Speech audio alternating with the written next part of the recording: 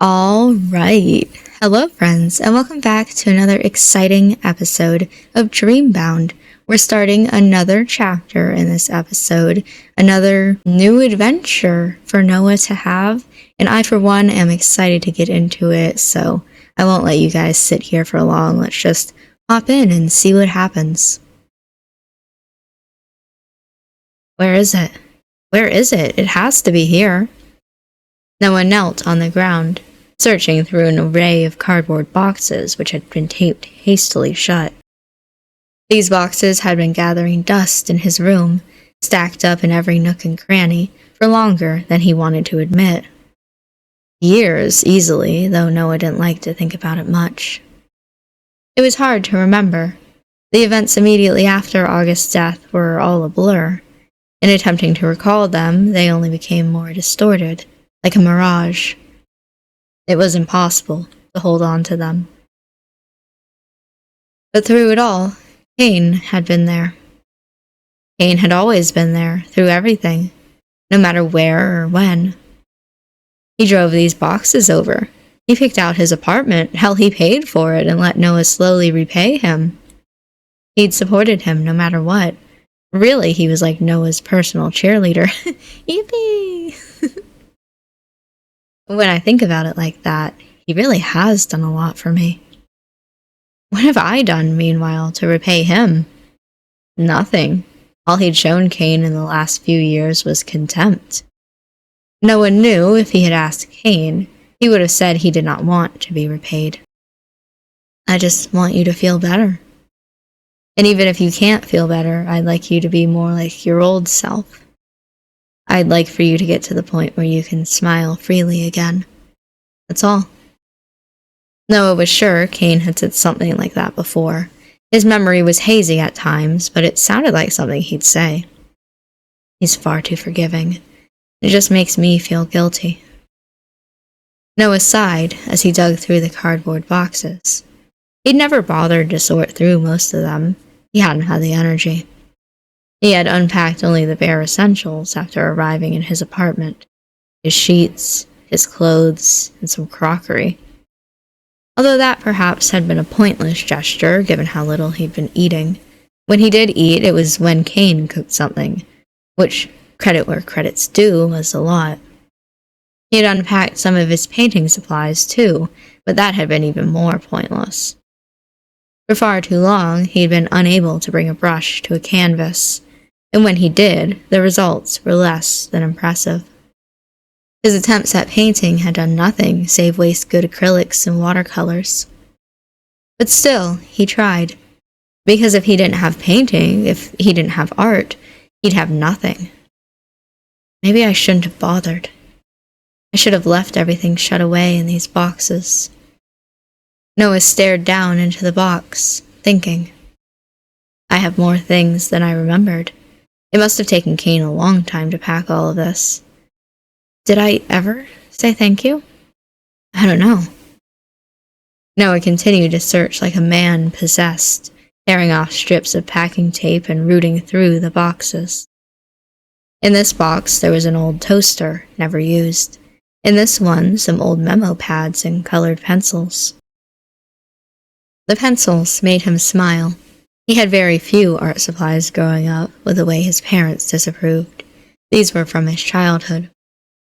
He continued digging. Old books, clothes much too small for him, magazines. Noah continued his search, his head bowed. He was unaccustomed to physical exercise, having spent so long indoors, and the simple act of searching through these boxes was making him feel breathless. He never used to be like this. He remembered the days of running around school with Cain, playing games. Where is it? Is this it? At long last, Noah excavated it from beneath a sea of miscellaneous items. It was a large book, sumptuously bound, full of laminate pages. It was his yearbook, okay? This was Noah's last yearbook. He should have had one more, but he stopped going to school by that point. He hadn't been able to see the point, not without August. He tried. He really did try, But once you've known such a bright light, it's hard to become accustomed to darkness. Noah hadn't wanted this yearbook. He hadn't seen the point in that either. He had told Cain as much, but Cain had insisted on picking him up a copy regardless. He'd said Noah might regret it one day, that he might want to cherish these memories. Noah had thought this highly presumptuous on Cain's part. He had even toyed with the idea of throwing the yearbook away when Cain had given it to him, but he had stopped himself. He had thought it would be insensitive. Cain had bought the stupid thing for him as a gesture of goodwill, and it had been expensive. Noah had accepted the gift, but he hadn't looked through it. He hadn't had the heart. Better to just leave it in a box, packed away in the dark. It seemed imperative, all of a sudden, that he look through it now, though.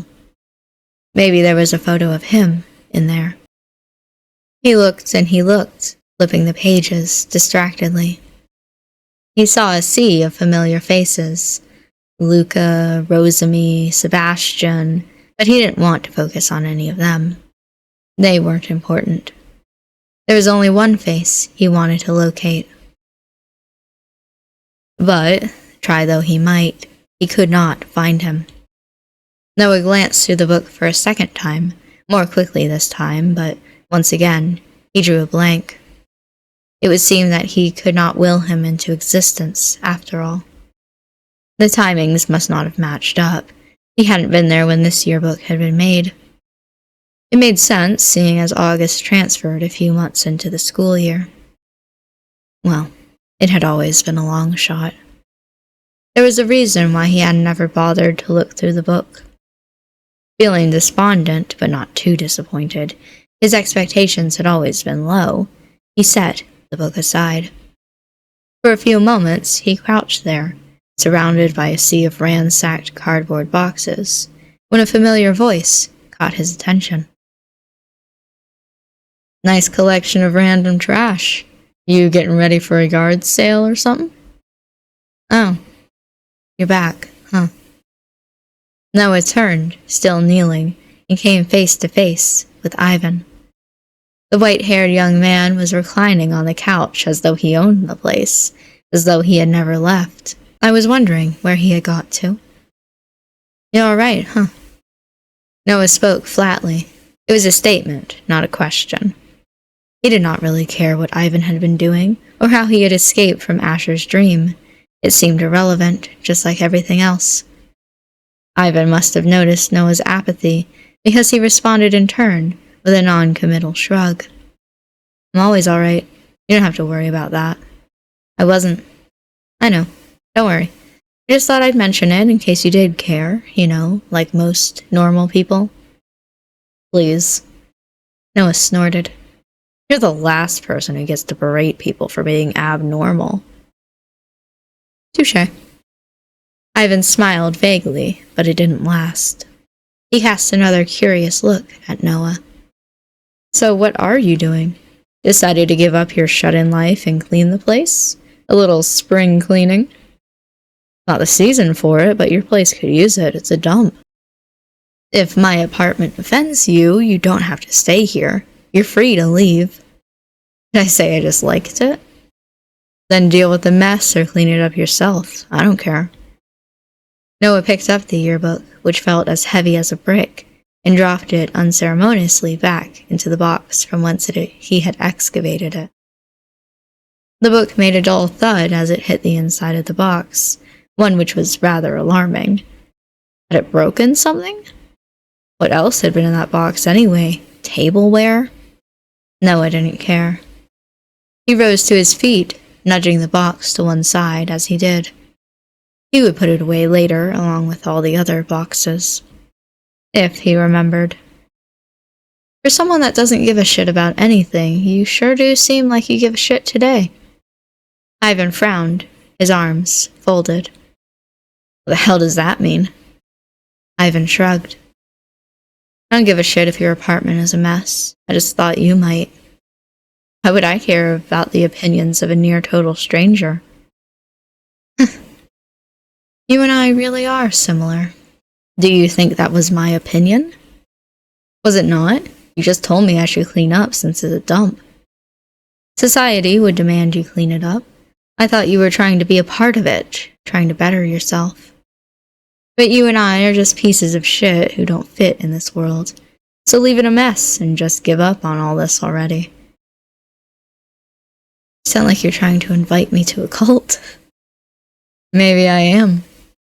Yeah, well, I'm not interested. All I want is to be left alone to paint. You really need to work on relaxing. The whole world isn't out to get you. You aren't as important as you think. Wow, thanks, asshole. Why did you even come back? Just to harass me? Would you believe me if I said I enjoy your company? No. Good. Ivan lounged back further on the couch, gazing towards Noah lazily.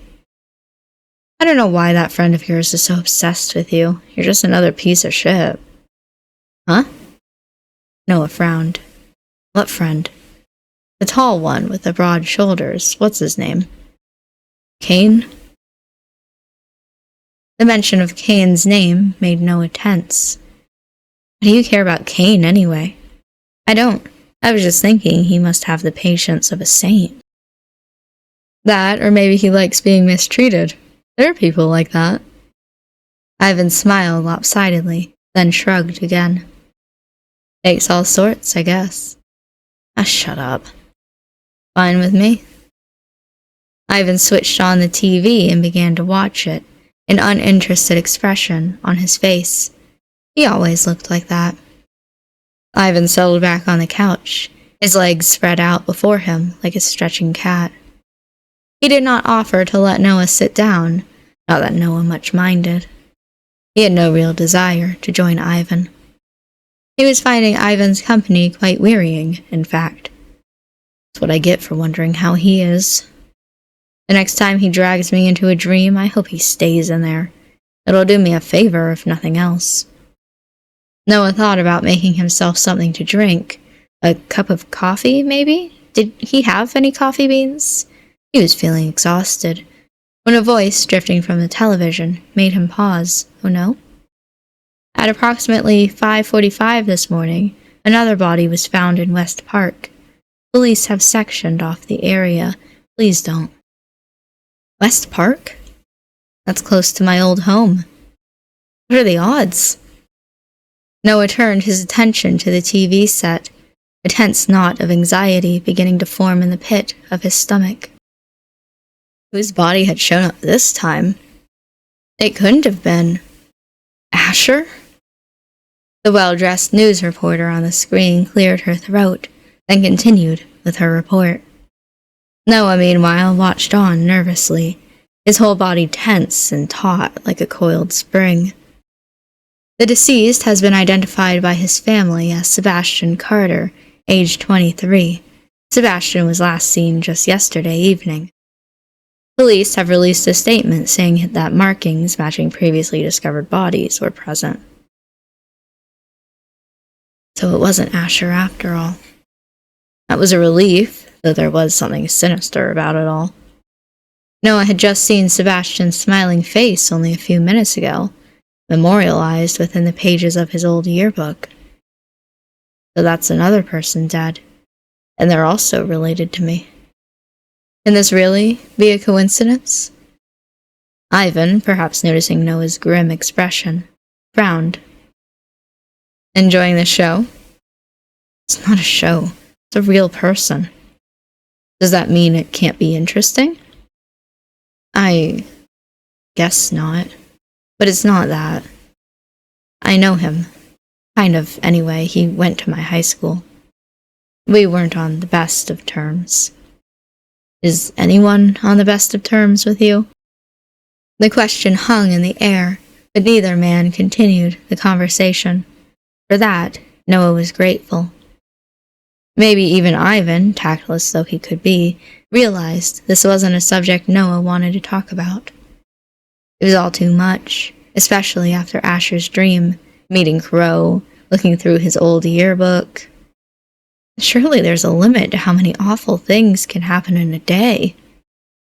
The news reporter had started to describe the mysterious markings which had appeared on the recently discovered corpses.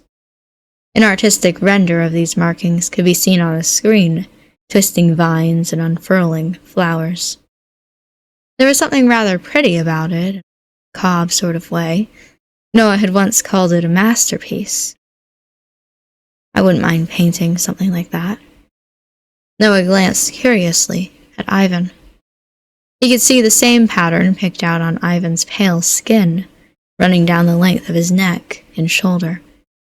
It had put Noah on alert the moment he saw it, but over time even that had faded into the background. Alongside his white hair and his holographic fashion, it was easy to forget those marks. It looks just like the markings on TV. Surely that has to mean something.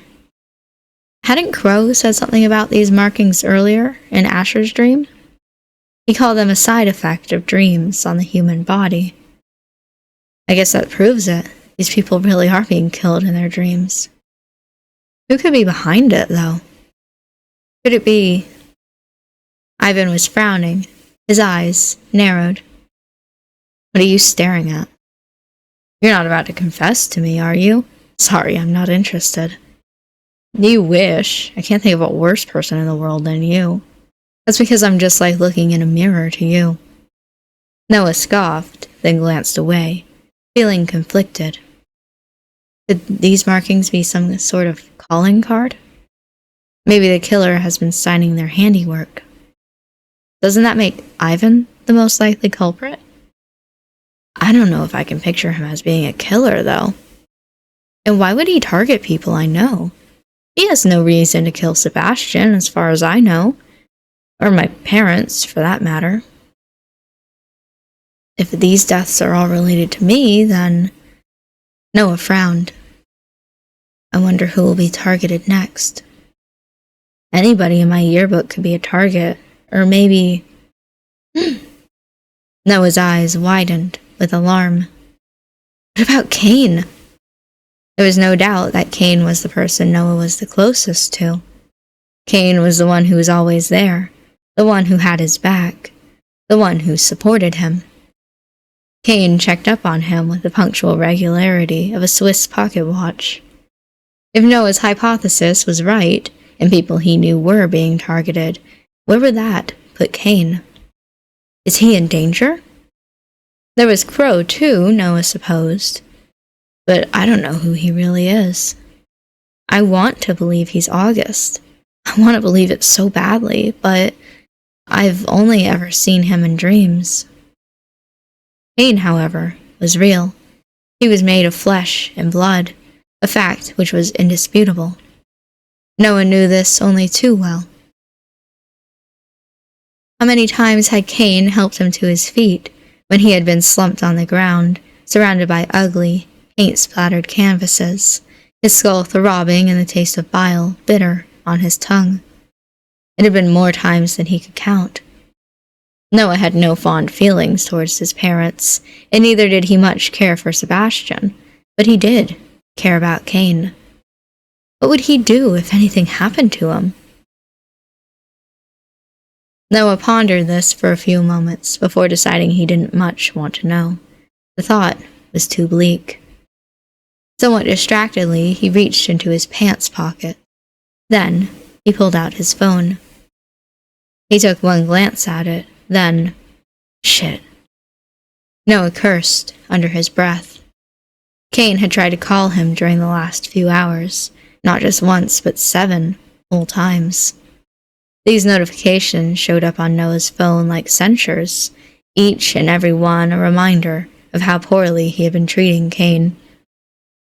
You're so right, and you should say it. In this case, at least, he had an excuse. Ivan had dragged him outside against his wishes, and then he had forced him into a dream. After returning, Noah had been struck with a desire to see August's face, a desire so strong he hadn't thought to check his phone. Cain had been calling and calling, but Noah had not heard his phone ring. Since the non-stop calls from his father a few days ago, he'd kept it on silent mode.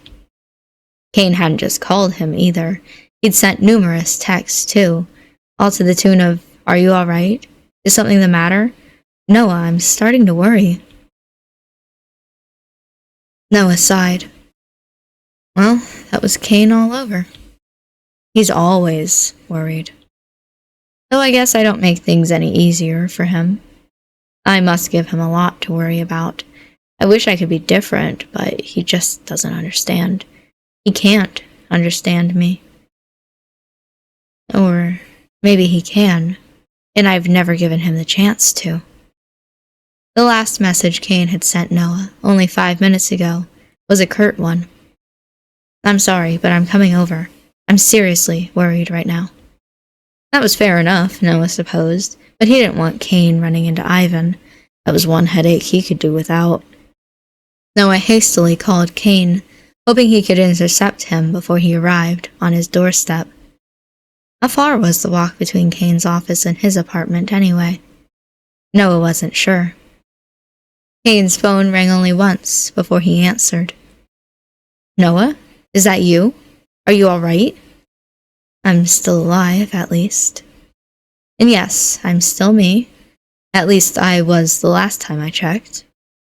I've experienced so many things I'm beginning to wonder, though. Oh, thank God. Cain's relief was palpable. Noah couldn't see Cain's face, but he knew he would be sighing. I was terrified that you would... Well, never mind what I thought. I was probably making a big deal out of nothing again, huh? It's just... It's good to hear your voice. Right. Noah frowned. How was he supposed to reply to that? Well, you don't need to worry anymore. I'm still hanging in there. Huh? Ivan could only catch one half of Noah's conversation, but he must have been able to guess who was on the other side of the line. Oh no. He stood up, stretching, again rather like a cat. Is that Saint Cain himself checking up on you? Who else would it be? You said it yourself. I don't have any other friends. I wonder why. Noah? Who's that? Who are you talking to? Nobody important. He doesn't matter. I'm nobody important, huh? Ivan raised an eyebrow. Wow, how cold. No wonder you don't have any other friends. For a guy who broke into my apartment has only caused me problems. That's the extent of our relationship. Ivan looked towards the door, then back towards Noah. See ya. I got stuff to do. What, you're leaving? Yeah, don't miss me too badly. Ivan slinked out of the room to do... Well, Noah had no clue. He didn't much care, either. Right now, Cain was more important. Cain and his 7 missed calls. Sorry about that. I just had to see somebody off. You had somebody over? That's unlike you. But didn't we literally just have the conversation about how Ivan was, living here? Noah could hear Cain's confusion through the other end of the phone. Cain didn't say it, but he must have been thinking, since when do you have any other friends? It wasn't of my own volition, believe me. Wait, it's not that guy, is it? Ivan? It's complicated. Don't worry about it, okay? He's gone, so that makes my life a little bit easier. What do you need? Well, I called because I was worried about you, and I'm even more worried now. What's going on? What have you been doing? I called you 7 times. I know. If you know, why didn't you answer? I didn't see your calls until now. I was otherwise engaged. With Ivan, of all people? Now you're starting to sound like a nagging partner. He was part of it, yeah, but I was doing other things, too. Such as? It's not important, really. Did you say you were coming over? That was the plan. I'm on my way now. What about your job? You'll get in trouble, won't you, if you take off in the middle of the day? No, it's already 6 p.m. I finished work 15 minutes ago. Oh, right. That was one of the side effects, Noah supposed, of being miserable. Time began to lose all meaning. Right, indeed. Kane sighed. Sounds a little like you've been struggling lately, Noah. I don't like to see you like this. Do you mind if I come over? I'm only 10 minutes away. I don't know why you're asking. You usually don't give me a choice. That's because you don't usually reply to my texts, or call me of your own free will, for that matter. This is a definite change. Huh. I guess he's right there. I never call Kane. He always calls me. I wonder why today should be so different. It must be because I was looking through that old yearbook. That'll be it. Made me feel sentimental, maybe. Well, you can come over, I guess. Noah glanced about his room dispassionately. He took in the scattered canvases, none of which inspired much joy, in all of the boxes. He hadn't bothered to pack away the items he had pulled from these boxes in his search for his yearbook, and this apartment looked even messier than usual. Kane's going to be even more unhappy if he sees all of this. Or, on second thought, maybe not. It's a bit messy. Noah, your place is always messy. I'm used to it. Messy is a massive understatement, by the way. Messier than usual? Well, now I'm interested. It's gotta be really bad if even you think it's a problem. You're just making me want to come over more. But if you insist, well, why don't you come and see me instead? Excuse me? Yeah, I think that's a good idea, actually. We can meet up outside, maybe at the park. I think it'll be good for you, going outdoors. You can get some fresh air. I think I've had enough fresh air for one day already, thanks. Actually, Kane... Noah opened his mouth, meaning to interrupt, but Kane cut across him. It's a nice day. It's very sunny, but not too sunny. The park should look especially nice around this time of the year. There's a lot of flowers and stuff. Stuff? Well, yeah, I can't say I know a lot about, plants and parks and stuff. I'm no botanist, but still, it'd be nice. You're not a salesman either. Wryly, Noah smiled. You'd be awful at marketing. Then it's a good thing I'm not in marketing, isn't it? Kane chuckled. It was a low sound, rich and deep, which took Noah by surprise. He couldn't remember the last time Kane had laughed. Hell, he was having a hard time trying to remember the last time Kane had smiled. That my fault? So what about it? I know you prefer staying inside, but I don't think it's good for you, spending all your time shut up like a hermit. A little bit of sunlight never hurt anybody. Try telling that to a vampire. I was thinking the same exact thing. Are you saying that you're a vampire, Noah? Not in the traditional sense. I don't suck people's blood, but people's happiness? Maybe. I wouldn't rule it out. Well, stranger things have happened, it's true. As far as I'm aware, though, you don't have any aversion to natural light. I think it'll do you a world of good. And I think you're being a bit too optimistic. But who am I to crush your dreams? Noah was rather less enthusiastic about this plan than Kane, but he found himself agreeing, regardless. It was easier than arguing. And it was probably easier, too, than tidying up all the boxes. Noah's forearms were still screaming at him, thanks to the strain he'd placed on them. Right, whatever. Noah hashed out a meeting place with Kane, then hung up. He slid his phone back into his pocket, wondering as he did what in the world had compelled him into agreeing with this. Seeing Kane was not, in and of itself, a wholly unappealing idea. Why he had agreed to visit Kane outside, however, in the park of all things, was a mystery Noah could not unravel. He could not recall the last time he had been to the park, if indeed he had ever been there. Cain had invited him out before for walks or movies or other outdoorsy things, but Noah had always turned him down. Stepping outside of his drab, dingy apartment had sounded like too much of a hassle. The outside world was much too loud.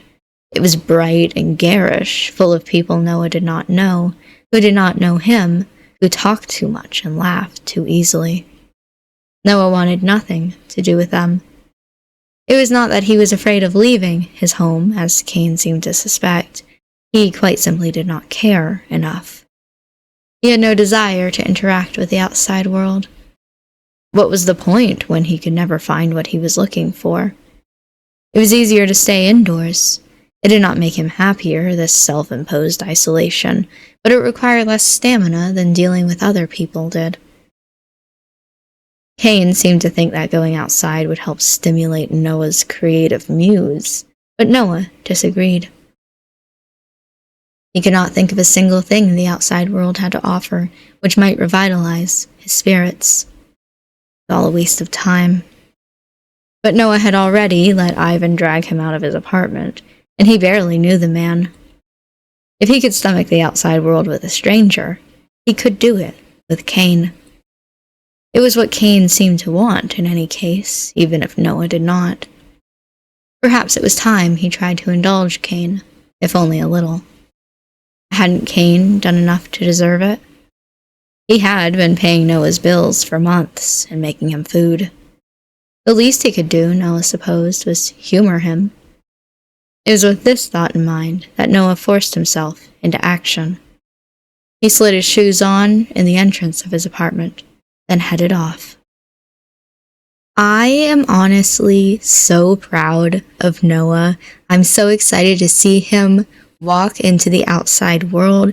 As he says, he just did it with Ivan, so it shouldn't be that big of a deal, but just him going out, choosing for himself to go out. I'm excited to see him flourish. I'm excited to see him get better and have Cain at his side because, I like Cain a lot. But that is going to be the end of this episode. I hope that you guys are excited for next episode because I certainly am as well, excited to see Cain again. But I'm going to end this episode for now. So, thank you for watching this episode. I hope that you enjoyed it, and I will see you in the next episode for some more Dreambound.